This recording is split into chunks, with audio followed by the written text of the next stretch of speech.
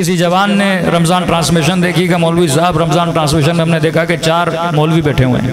اب ہوتا کیا ہے بیچاری عوام جو ہے اب اس کا اتنا دین سے سروکار تو نہیں ہے نہ اتنا کوئی قرآن پڑھتا ہے. اب پڑھ لے تو بندہ رمضان میں تھوڑا بہت قرآن پڑھ لیتا ہے.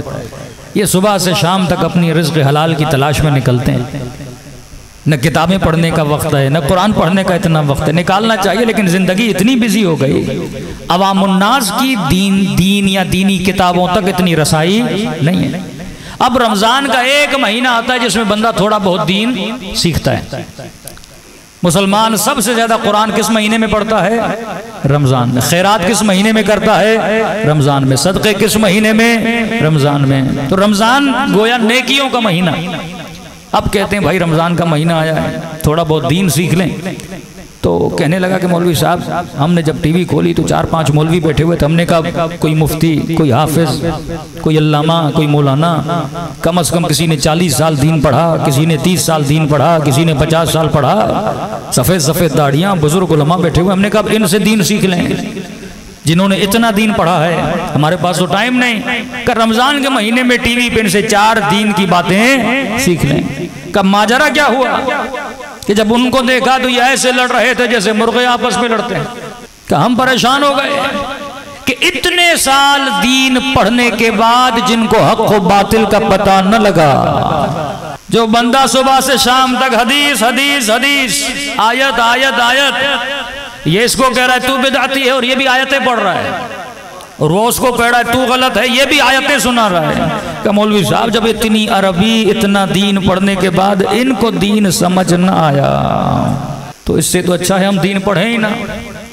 کیونکہ بندہ جتنا بے دین ہوتا ہے نا اتنا سب سے ملتا ہے. دین زیادہ نہیں پڑھا ہوا تو سنی بھی ہوگا تو شیعہ سے ملے گا بریلوی سے بھی ملے گا. لیکن جب دین پڑھنا شروع کرے گا نا کہ اگر نہیں شیعہ کا نیاز بھی حرام ہے بریلوی کی یہ چیز بھی غلط ہے. مطلب جتنا دیندار بنے گا اتنی نفرت پھیلائے گا. جتنا دیندار بنے گا اتنی جدائیاں پیدا کرے گا. کہ یہ مولوی جتنی مفتیوں کے دلوں میں ایک دوسرے کے لیے نفرت عام مسلمان کے دل میں نہیں ہے. جتنی شیعہ سے نفرت مثلا ایک وہابی مفتی ایک اہل حدیث والا کرتا ہے کوئی اور نہیں کرتا کیونکہ اس نے دین زیادہ پڑھا ہے. لیکن عام عوام الناس اب میں نے کہا جوان ادھر بیٹھ. میں نے کہا یہ مسئلہ آج کا نہیں ہے یہ مسئلہ ہے بہت پرانا. میں نے کہا تو عام آدمی ہے 4 مولویوں کو لڑتا ہوا دیکھتا ہے تو کنفیوز ہو جاتا ہے. کہتا ہے اس دین کو بس تھوڑا ہی پڑھوں تو اچھا ہے زیادہ پڑھوں گا تو کیا ہوگا جھگڑے ہوں گے. میں نے کہا یہی حال تھا 1400 سال پہلے مسلمانوں کا. تو 4 مولویوں کو لڑتا ہوا دیکھ کر پریشان ہوا ہے. اب سوچ کہ پچھلے زمانے میں بیچارہ سادہ سا مسلمان کس کو لڑتا ہوا دیکھ رہا تھا. ایک طرف علی دوسری طرف مثلا نبی کی زوجہ.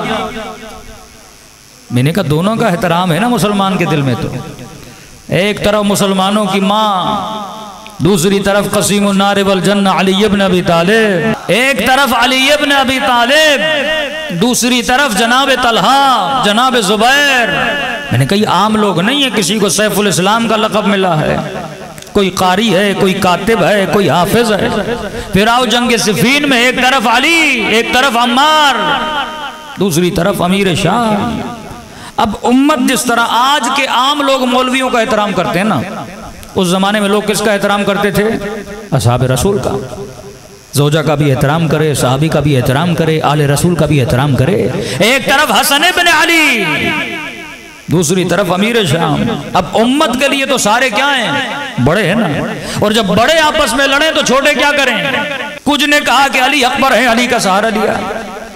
کچھ نے کہا کہ مثلا نبی کی زوجہ حق پر ہے نبی کی زوجہ کی طرف چلے گئے. کچھ نے کہا گھر میں سو جاتے ہیں اچھا ہے.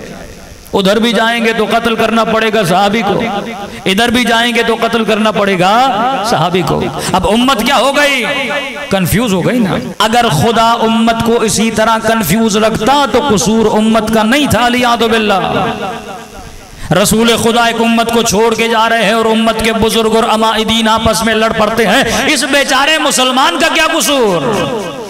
ادھر بھی دیکھے تو قرآن پڑھا جا رہا ہے ادھر بھی دیکھے تو قرآن پڑھا جا رہا ہے. ادھر بھی دیکھے تو نبی کی حدیث پڑھی جا رہی ہے ادھر بھی دیکھے تو نبی کی حدیث پڑھی جا رہی ہے. یہ جائے تو کہاں جائے. کوئی تو معیار حق ہونا چاہیے کہ یا رسول اللہ جب یہ سارے بڑے آپس میں لڑے تو ہم کس کے پیچھے جائیں؟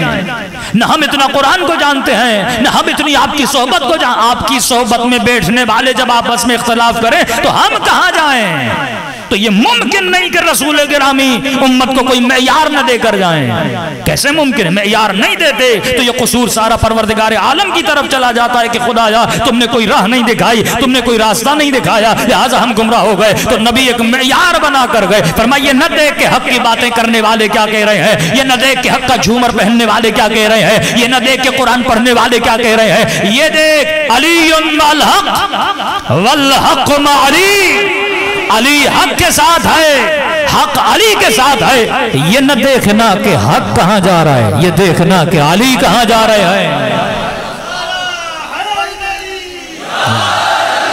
ہاں سارے حق کی باتیں کریں گے، سارے حق ہوں گے، لیکن یہ نہ دیکھنا یہ سارے حق کہاں جا رہے ہیں، یہ دیکھنا تنہا علی کہاں جا رہا ہے۔